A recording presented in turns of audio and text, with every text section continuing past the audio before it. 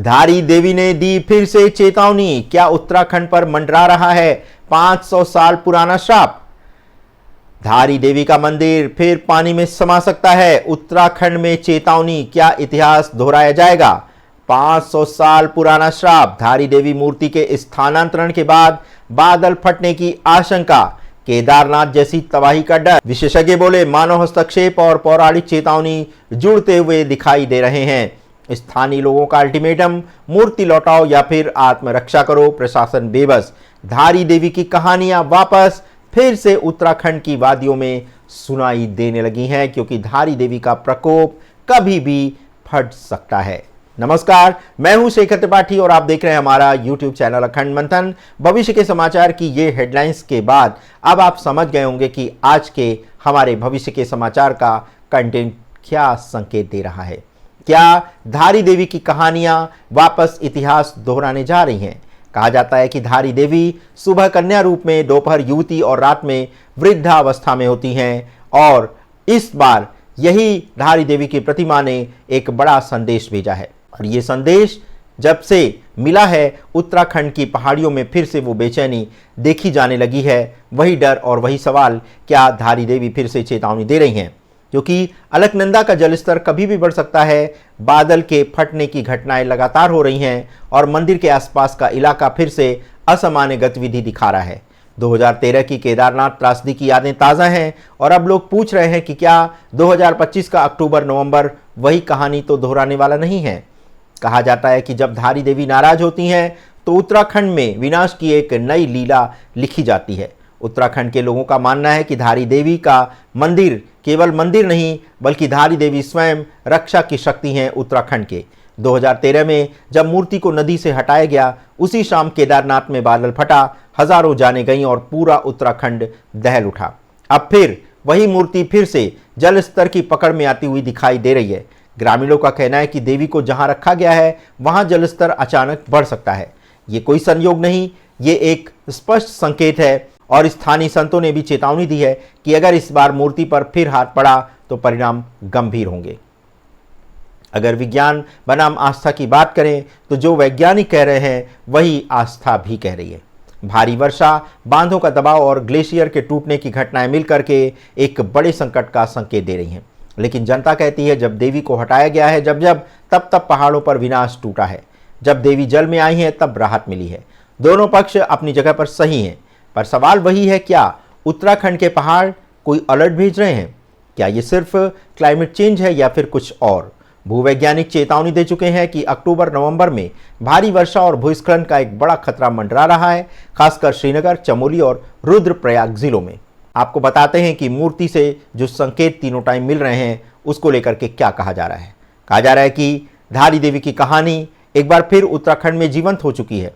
सुबह देवी कन्या रूप में दिख रही हैं, दोपहर में युवती और रात में वृद्धा। स्थानीय लोग कह रहे हैं कि इन दिनों देवी का रूप असामान्य लग रहा है।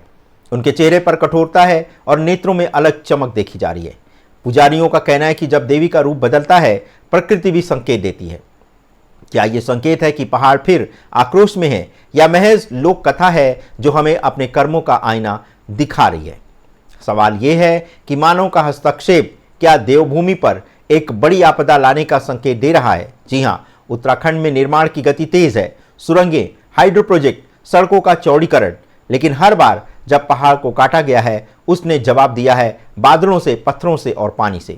वैज्ञानिक कहते हैं मानव निर्माण ने संतुलन तोड़ दिया है, पहाड़ अब भारी दबाव में आ गए हैं।